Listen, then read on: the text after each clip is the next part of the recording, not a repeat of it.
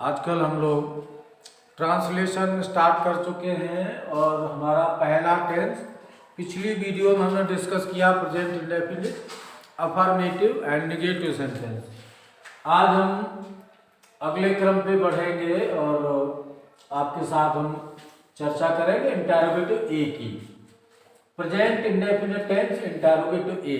पहले इसको समझ लेते हैं कि इंटरोगेटिव होता क्या है।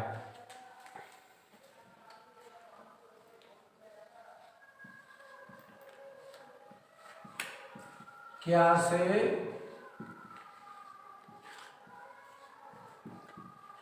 आरंभ होने वाला, ठीक है। हिंदी का जो सेंटेंस होगा वो क्या से आरंभ होगा। क्या पहला वर्ड क्या होगा? क्या।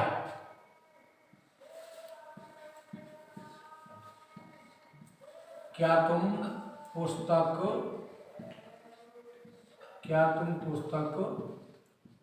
पढ़ते हो। लास्ट में क्वेश्चन मार्क लगेगा। यहां हम देखते हैं पहला वर्ड क्या है, क्या। इसका मतलब ये इंटरोगेटिव ए माना जाएगा। शेष जितने भी क्वेश्चन वर्ड होंगे वो इंटरोगेटिव बी माने जाएंगे। तो अब इसके लिए हम फिर से आते हैं। अगर इसके ट्रांसलेशन हमें करना हो, ये क्या से शुरू होने वाले इंटरोगेटिव ए, तो आपको याद होगा कि हमने आपको अफर्मेटिव में एक रूल दिया था। वो रूल क्या था? वो रूल था आपका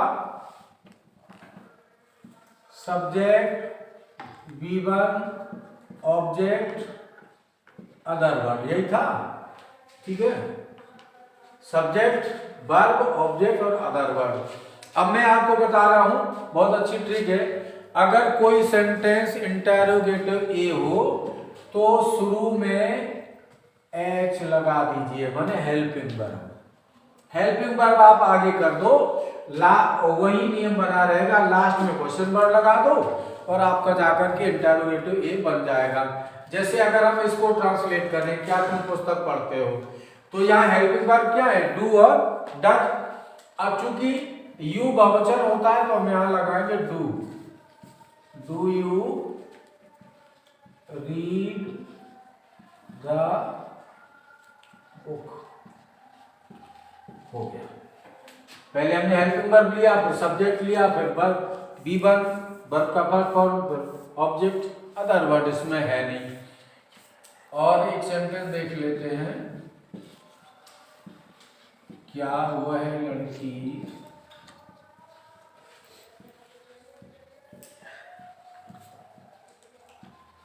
अपने कपड़े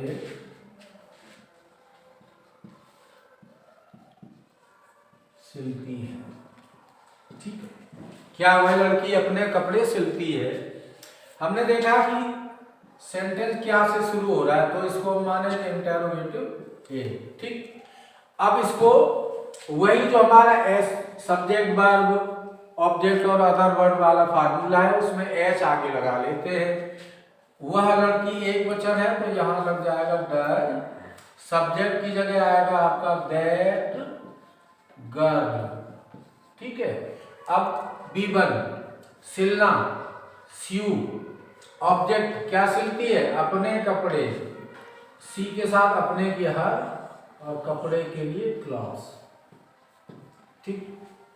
ये जो वर्ड है अपना, इसकी मीनिंग अलग अलग होती है। स्त्री के साथ हमेशा हर लगता है, पुरुष के साथ हमेशा हिज लगता है, बहुवचन में देयर लगता है, आई के साथ माई, बी के साथ अवर, यू के साथ योर।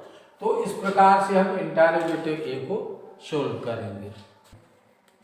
अब हम देखते हैं इंटरोगेटिव बी को। तो जैसा कि हमने आपको बताया कि अगर पहला वर्ड क्या हो तो वो इंटरोगेटिव ए होता है। हिंदी में पहला वर्ड क्या हो और इंग्लिश में पहला वर्ड हेल्पिंग वर्ब हो तो वो इंटरोगेटिव ए होता है। शेष जितने भी प्रश्न होते हैं वो इंटरोगेटिव बी में होते हैं। अब इनके लिए हम रूल क्या लेकर के चलेंगे।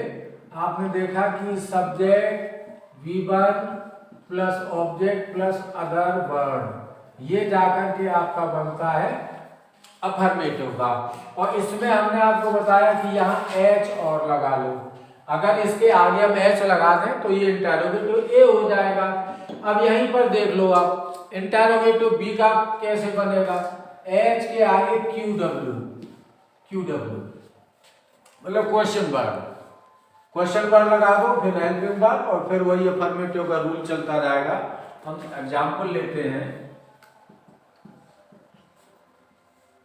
1,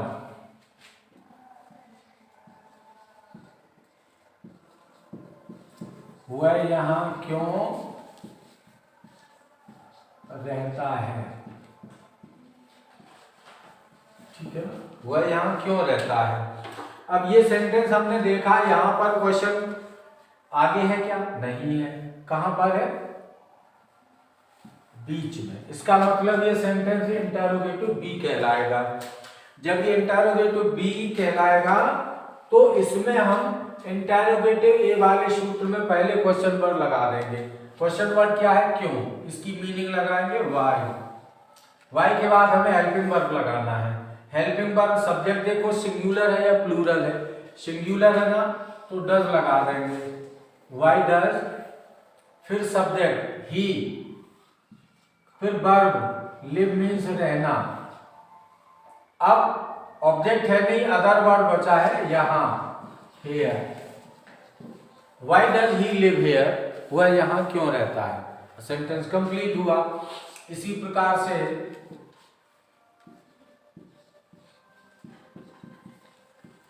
वे गेंद कब खेलते हैं। ठीक, वे गेंद कब खेलते हैं।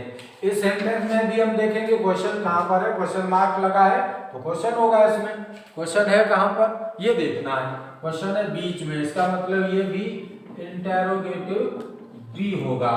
जब ये इंटरोगेटिव बी होगा तो सबसे पहले हम लगाएंगे क्वेश्चन वर्ड, क्या है, व्हेन, कब। व्हेन लगा दिया।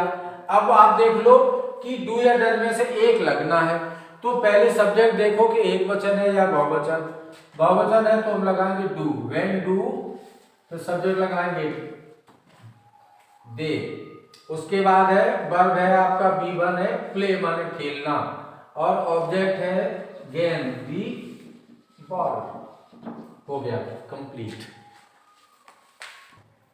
अब हम हु को डिस्कस कर लेते हैं। ये क्या है, हु, ठीक है ना। हु बराबर सब्जेक्ट, ध्यान रखिएगा, हु को सब्जेक्ट यानी कर्ता मानते हैं। अब यहां पर विचारनी बात यह है कि इसके साथ हम रूल कौन सा लगाएंगे। इंटरोगेटिव ए का तो लगा नहीं सकते, बी का लगा सकते क्या, जी नहीं। आप हु को सब्जेक्ट मान लो और सेंटेंस को बना लीजिए। कैसे होगा देख लेते हैं।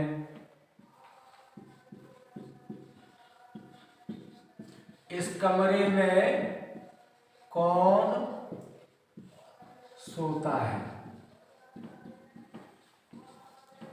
ठीक है ना, लास्ट में क्वेश्चन मार्क रहेगा, ध्यान दीजिएगा, लास्ट में रहेगा क्वेश्चन मार्क। अब इस कमरे में कौन सोता है, अब हम इसको क्या मानेंगे, ये हमारा हुआ सब्जेक्ट, ये सब्जेक्ट हुआ। अब इसमें इंटरोगेटिव का रूल नहीं लगेगा, क्योंकि जो क्वेश्चन है हमारा उसको सब्जेक्ट मान लिया गया। तो फिर हम क्या करेंगे, इस कमरे में कौन सोता है, ये सब्जेक्ट हो गया। अफर्मेटिव का रूल हमारा लग जाएगा SVOOW। ठीक, ये वाला फार्मूला यहां पर अप्लाई करेंगे।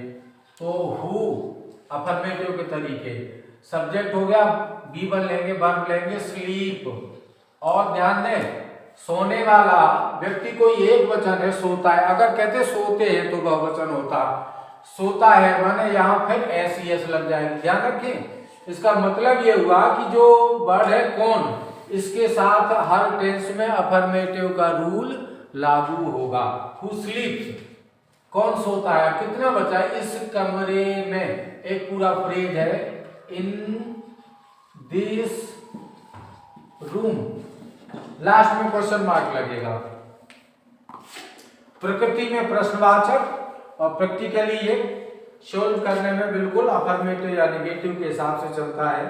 अब हम एक सेंटेंस और अभी यहां पर नोट करेंगे कि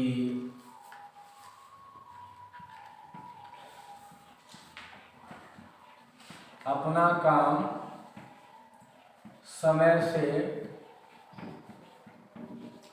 कौन नहीं करता है, ये रहा हमारा नेक्स्ट क्वेश्चन। ठीक, अपना काम समय से कौन नहीं करता है।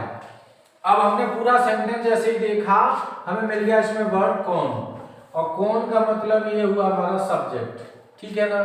अब सब्जेक्ट के अलावा हमने एक चीज और यहाँ पर देखी, ये आ गया नहीं, ये तो इसका मतलब हुआ कि यहाँ निगेटिव का रूल लगेगा। Present indefinite tense negative sentence का रूल लगेगा। तो निगेटिव का रूल क्या होता है कि हम सबसे पहले सब्जेक्ट लेंगे हु।